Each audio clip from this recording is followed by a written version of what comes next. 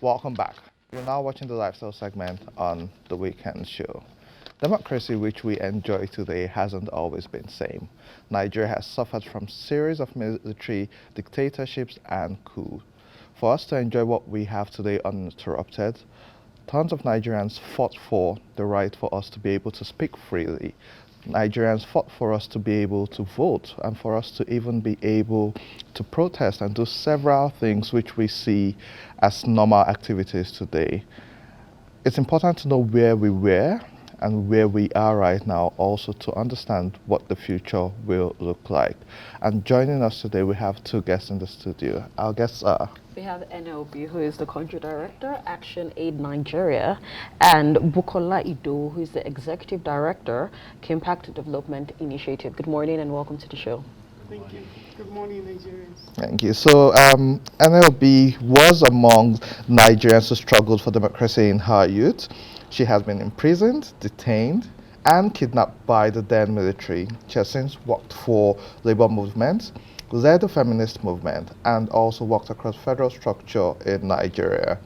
Since 2018, in her role at Action Aid, and has worked with local women leaders to challenge power relations, increase the number of women participating in decision-making processes and spaces, and to end violence against women and girls.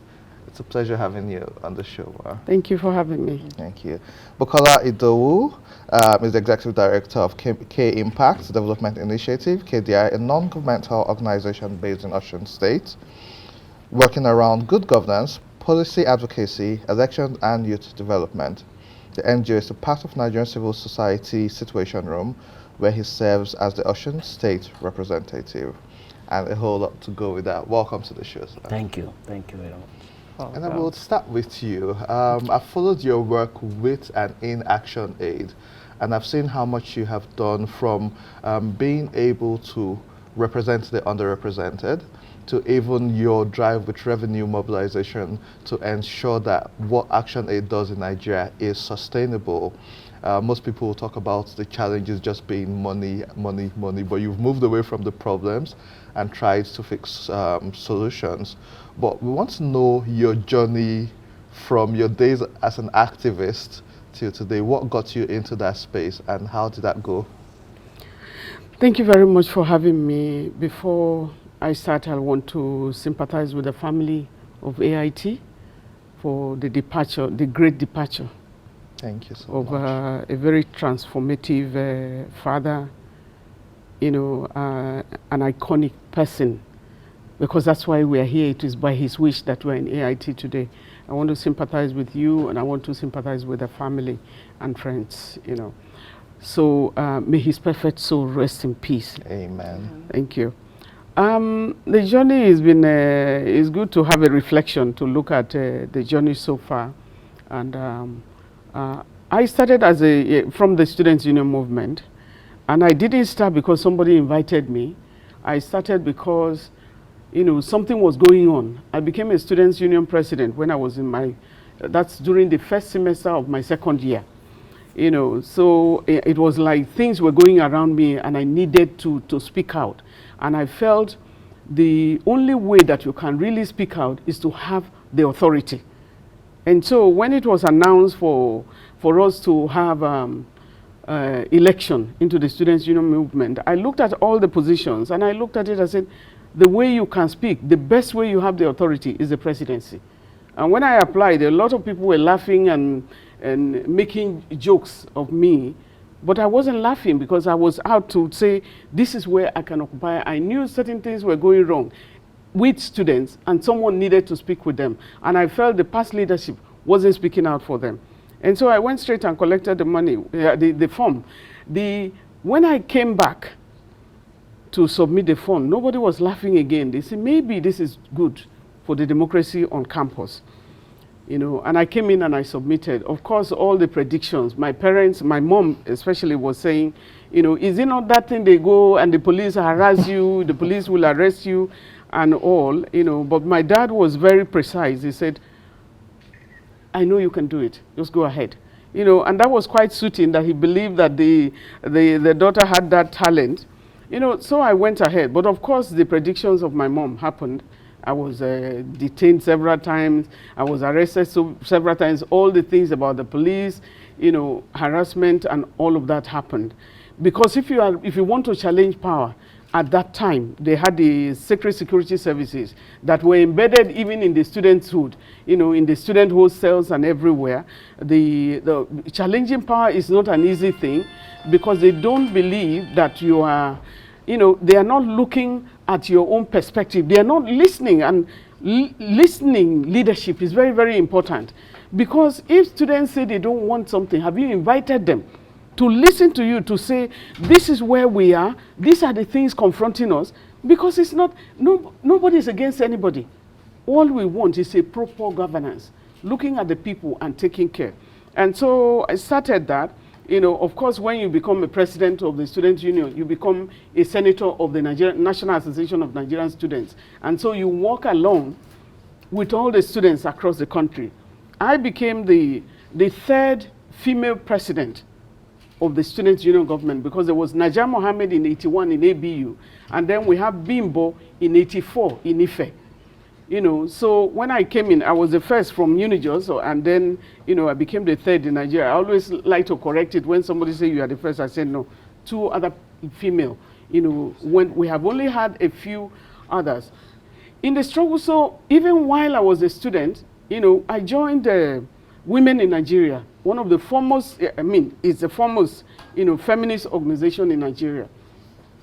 And Women in Nigeria was for men and women, boys and girls, for the advancement of the Nigerian woman. There are some guys who of course, focus, because they say many of them were raised by their mothers. And they say the struggle for involvement of women in decision making is paramount for any development. And so we worked together, and I led Lagos State then as a state coordinator and also the National Publicity Secretary at different times. And so we working ahead. We also became the member of the Campaign for Democracy. Campaign for Democracy was one of the strongest organizations, the strongest civil society organizations when it started. But there was a split in 1994 in Ibadan. I still remember February 4th, you know, 1994, where there was a struggle, you know, there was a tussle, because the military, the Abacha government wanted to come in, and they had a meeting with a segment of the leadership. And so the segment, so when they took over, you know, and the June 12 happened, you know, so many things happened. At the time the Abacha regime took over, we called for demonstration, and the leaders who had gone to meet said, no, there is no demonstration, because they had suggested that they were going to put some members in the Constitutional Conference. I can tell you that most of those who went there, they were eventually locked up by the military. Many of them went to jail, because you don't dine with somebody who is not on your path. It would have been better for all of us to argue things together, apologize. And what happened then was, why don't you apologize to everybody? And we retained the leadership. But the leaders refused to apologize. And so some of us walked out of one ugly, you know, very early hours of the morning. At that time, you don't have any per diem. You don't have any allowance. Nobody is going to give you transport. If you go to if you struggle to go to the venue, many of us were going with trailers, with 911, how you can connect. Then Nigeria was, of course, very safe. You can stand on the road, and you know, you get from point A to point B and D, you know, without anybody harassing you, you know, and you were able to get to venues without having 1 naira in our pocket. But when you get to the venue and some other people have more money than you, declare, I'm traveling, I don't have money. Those who have, they will share with you. And that you can see that it resonated with someone like Chima Obani of blessed memory.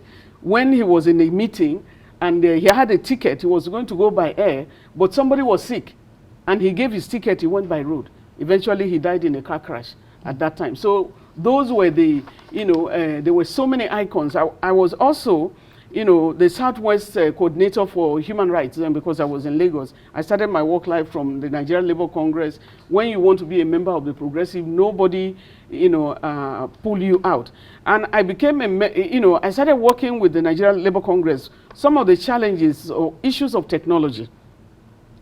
when I was a student, I went to the American University in Cairo for a conference, for an international conference, and that was 1990. And at the time that I went for that conference, as a Nigerian student, I had never seen, computer in front of me.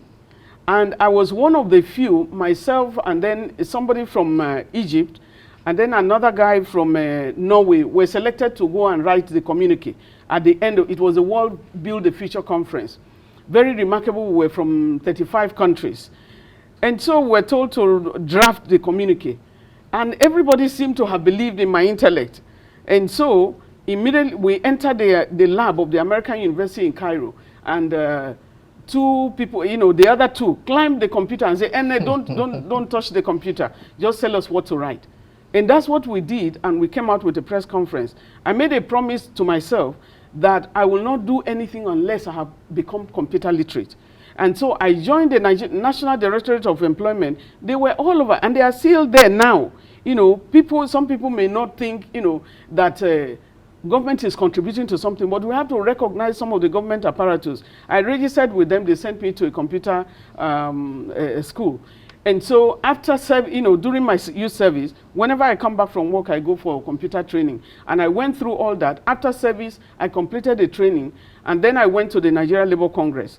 I actually went, at one time, I was declared wanted when I was doing my youth service. And I went to the tribunal that was sitting in Jos, and I said, I'm a Nigerian. You don't have to declare me wanted. I am here. What did I do? Every Nigerian should be answerable for anything that you do. So I traveled all the way from Lagos, where I was serving, and I went to the tribunal. Of course, I was locked up because at that time, the lawyer that was supposed to bail me did not tell, and that's another unique area. Gani Fahmi, and Femi Falana.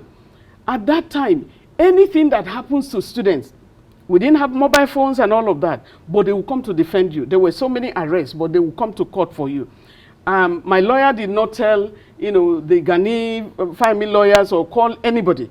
And so I was locked up. I was in Jos prison for about 5 weeks. And so you had some help too. You had some dedicated human rights activists, and you still have them now, a number of them, but we need to also look at that area in terms of support to the young people. And so I went to the Nigeria Labour Congress the very day I finished my handbag was not available. My lawyer traveled and left so when I was released from the hospital, from the prison, I went for my bag. He wasn't there. He sent it to the Nigeria Labour Congress. And I went there to go and collect this. And after, they said they were going to send it, and I went to. So they saw me. They said, "And how are you? What have you been doing?" We've not. So I got my bag, but I said, "I just finished computer training today, and tomorrow I'll start looking for a job." They said, "Oh, we have some computers. Can you go and take a look at it?"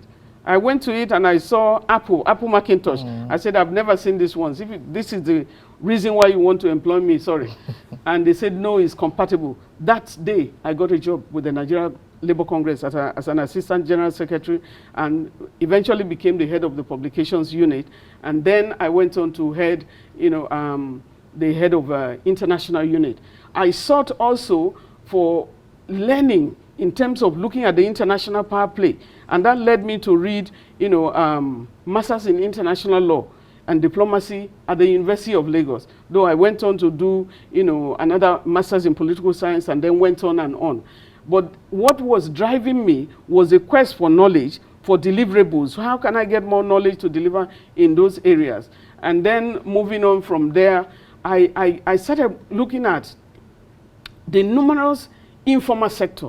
We were in the formal sector. If you're a member of the Nigeria Labour, if you are working in the Nigeria Labour Congress, you are working with those who are organized. And I had a quest for unorganized, environment, the pepper sellers and the traders and all of that. And I got the opportunity. I did a lot of learning from the Coalition of Labor Union, conference in the US. A lot of mobilization and looking at the informal sector. And I was really, I had the opportunity finally, while working with some of the USAID partners, that made me to engage in NGO sustainability, women's economic empowerment, democracy and governance, fundamental human rights, designing and mobilizing. And then I got involved I went into public health for about 10 years. And that was looking at why many children and many women are dying in Nigeria. And I realized as at that time that more than 2,000 children were dying every day from preventable diseases. They are still dying. The indices are not different because there isn't so much improvement in our sector. But I didn't stop there. After I was then designing programs, and I had a free hand to design and to also get engaged with the informal sector. We had what we called, democracy and governance for child survival, because of the thematic area. And I remember trying to defend a proposal for my PhD in Unilag. And I told them we needed to look at decision makers as it involves life.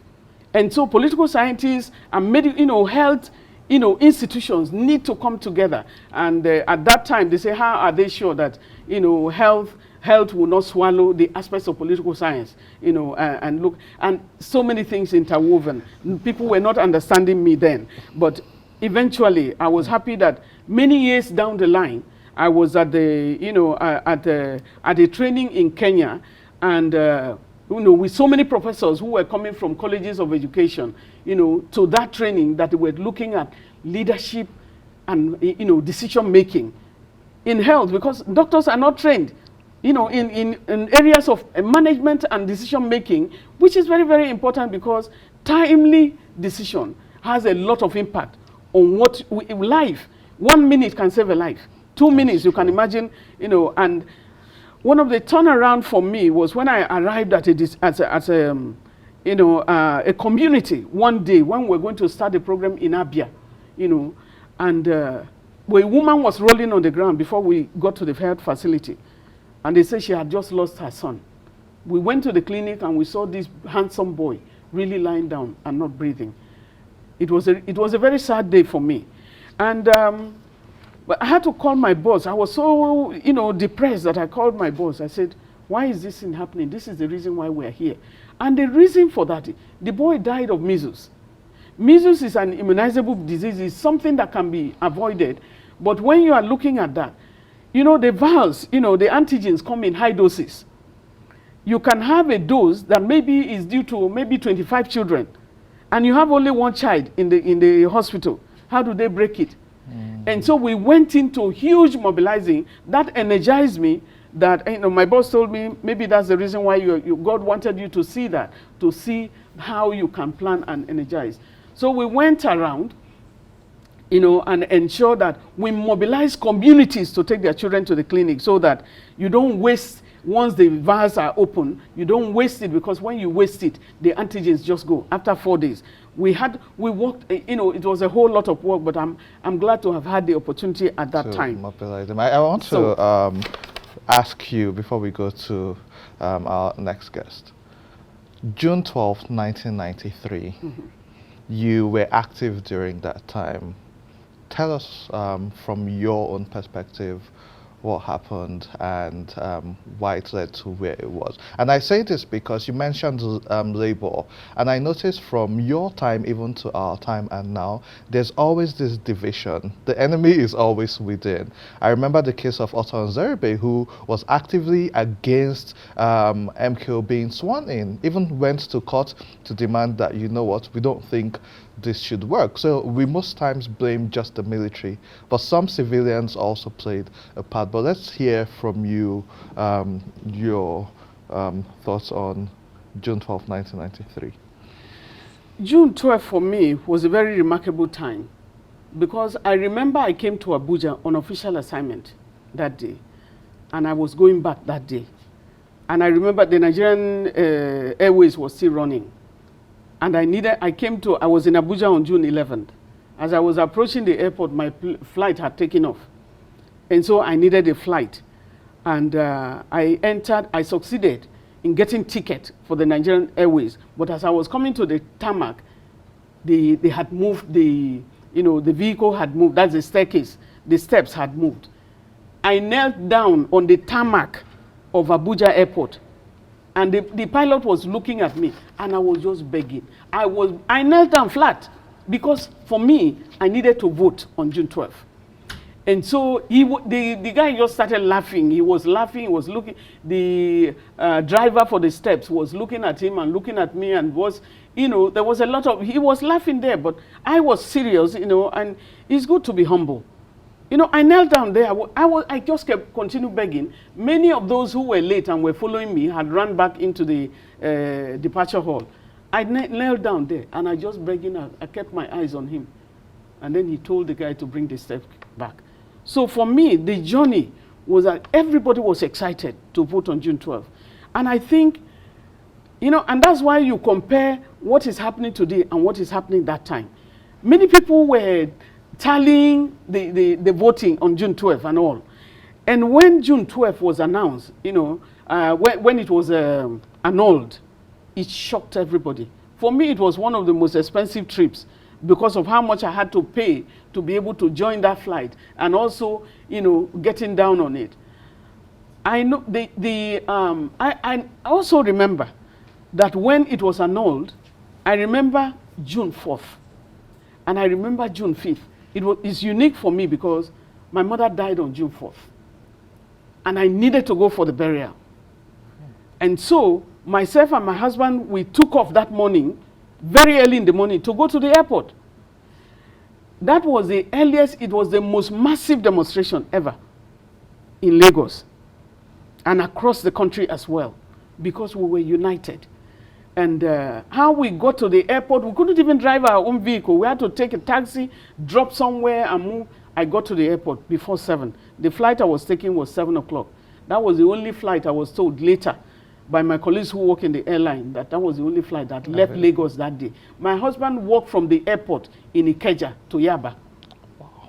He trekked from because it was a general strike, on how united we were, because we felt cheated. And so when you look at individuals, the government will also try to break the back of those who want to agitate for holding them accountable. And so they will break your ranks. They will, of course, they use human beings. Some of them, they use even your friends. And we saw that from when we were students as well. DSS was embedded in every hostel. And so you don't even know who is a real student or who is not. And I always invite them, I say, if you are there and you are from DSS, come and hear the real thing, so that you don't go and tell them what we are not saying. And I believe that as patriotic citizens, we will not do anything that will harm the country. We cannot do something that will harm the country, because patriotism at that time was total. You are a Nigerian and you believe in Nigeria, you believe in Africa, and so your workforce. But there will always be elements.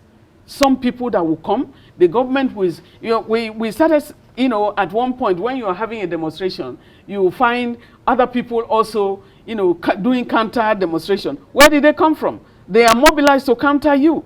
But what I'm asking our leaders is that you don't need to get to hear the reasons why they address them. They are Nigerians. They are your citizens. You are leading them. And if there is any kind of administration that is not being asked for transparency and accountability, that is not being questioned, is not being held accountable, it means you are not doing anything. What we are simply saying is that you can do more. And we didn't see any reason why June 12th was annulled. I hope that the person who annulled it is able to explain to Nigerians why. And there were so many issues that cascaded.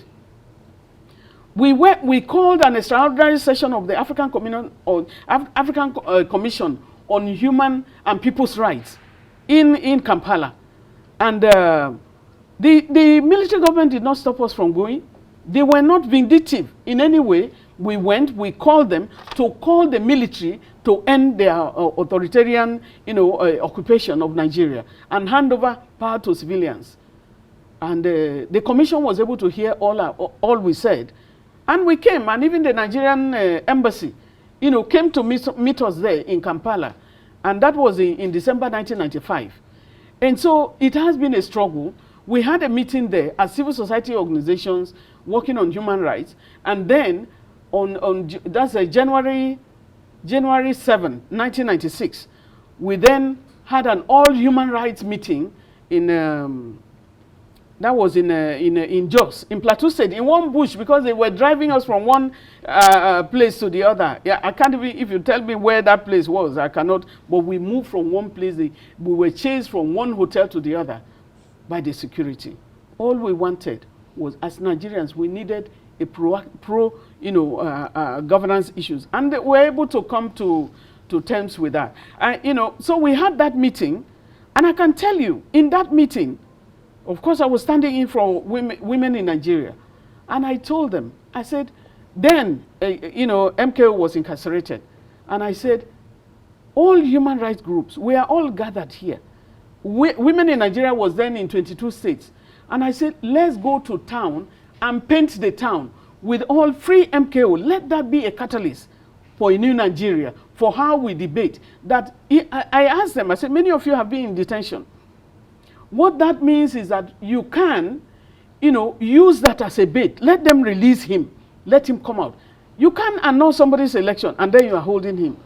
Many of my colleagues, they said, in fact, they gave me lectures.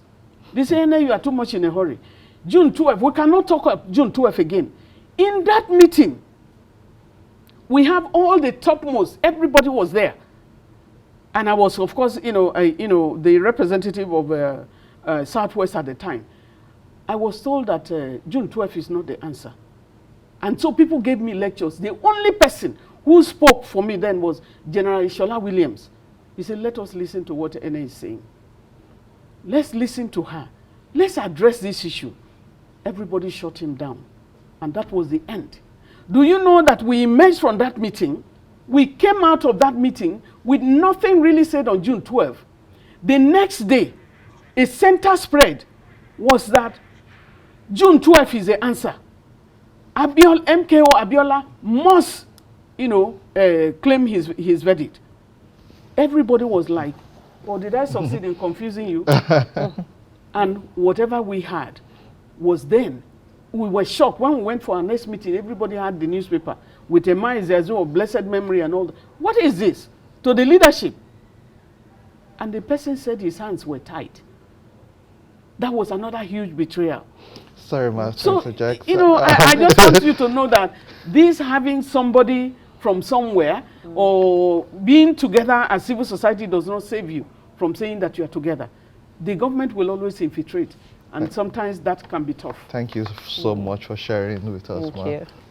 Bukola, on Monday, Nigerians will be celebrating Democracy Day, June 12th. How has Nigeria's democracy, in your opinion, evolved since the first Democracy Day celebration? Well, I think even listening to my mentor and the former convener of Nigerian Civil Society Situation Room here, you will clearly know that we have come a long way. Some people suffered for this.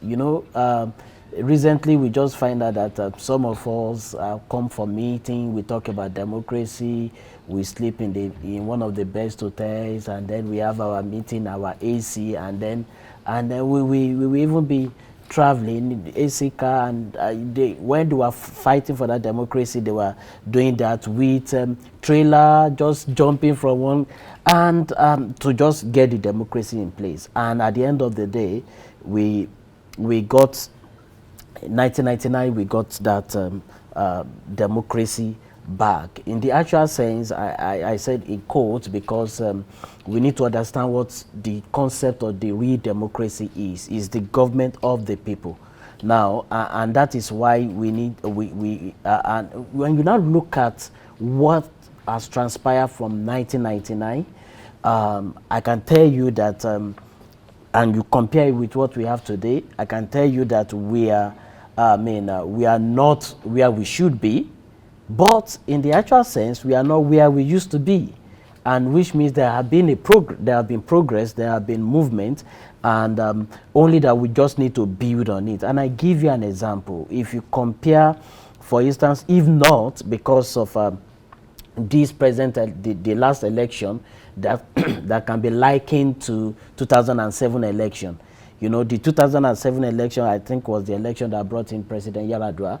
and that election was the one President Yar'Adua, for the late President Yar'Adua, was even saying, hey, this election has a lot of question mark, and set up Justice Uwe's commission. Why did I liken it to that election? Because that election, after that election, Nigeria had over 1,200 and, just like 1,280 petitions after that election. Now, 2023 election, now the total number of petitions filed now is 1,200. So that tells you that we have gone, it looks like that. But when you now, that is in terms of election. And at the same time, the election has also improved. When I say improved, in terms of participation, in terms of getting people to come into the space, in terms of, but because, for instance, you look at 2003, you still have election is still going on. Maybe, during Maurice Iwu era, they just begin to announce people, and like that. But now, people can actually say, hey, no, this is not true. And that freedom is there. That participation is there. Now, for me, democracy is safe. And when I see people talk about this is the dividend of democracy because you construct roads and then you distribute Okada, I said, no, that is not dividend of democracy. Because you need to understand what real democracy is. I tell you, if people like Madam Ene are fighting the military to go, but they were fighting Abacha to go. But I tell you, Abacha was one of the presidents that constructed roads in this country through what they call the PTF, the Petroleum Trust Fund, and even put former President Buhari, to be in charge. So in terms of that, the military constructed road. They put drugs in the hospital. They built that. And when you look at 3rd Million Bridge, was constructed by the military. Now, the military also put in some refineries. So, if you look at those things they do, then you are missing what the concept of democracy. Because anybody can construct road, but that does not make you a Democrat. That does not make you that, look, you are promoting democracy. So, in my own opinion, what exactly is the democracy? Now, you now go back to why people like Madam Mene want Abacha, the military, to go. And basically, why? Freedom. Ability to be able to speak, ability to be able to participate without anybody just looking at you and say, hey, I don't like this face because you criticize the government and then you should be locked up. That is what democracy is all about. That freedom, that participation, that look, you don't know anybody, then you can be somebody in the country. You don't need to bribe anybody. You don't need to belong to a caucus. And then the space is open. And then everybody is able to contribute. Now, the question is, are we there yet? Then we now begin to say, oh, no, but we are making progress. And that is why when you look at where we are today, then we still say it's still better compared to where they are coming from. You say it's still better to where they are coming from. Then I remember I was young. 1993, I was in SS3, and everybody was excited about that election. I couldn't vote. I was not up to 18. But what happened then was like my father, everybody was excited. But suddenly, things changed. The election was annulled. And at the end of the day, you now begin to say, oh, this one is in prison, this one has been taken, this one has been in prison. And at the end of the day, most times, it is not a situation where you take people to a regular court. The military just at their discretion. So, and that is what democracy is all about, that the organs of government are truly working. The courts are working not because somebody or military panel set in a place and say, hey, that person deserves 105 years imprisonment. So for me, if you have to take stock, there have been progress. People are now talking. People can, we look at where we are. We are talking about democracy. In those days, you only have government government radio station and TV station, and that is where it's easy when you want to stage a coup. It's just easy to go and seize the radio station, and then you broadcast from there. So the liberalization of the media was not there. But today too, we still have media organization who are also speaking. Though, I mean, they can speak against the government, but at times, maybe at best, I mean, they are invited or slammed with a fee. And at the end of the day, when they are slammed with a fee or invited or closed down, now the good thing is that the people are also rising, talking, and in some instances, we have seen reversal of those unpopular policy because they also know that, hey, we might lose the next election because of this, or we might become unpopular because of this. But during the military, they don't care whether they are popular or not. They rule by the guns and by dictate, by decree. So if you ask me, I think there have been progress. However, we are not where we should be. Because I think that's a good place.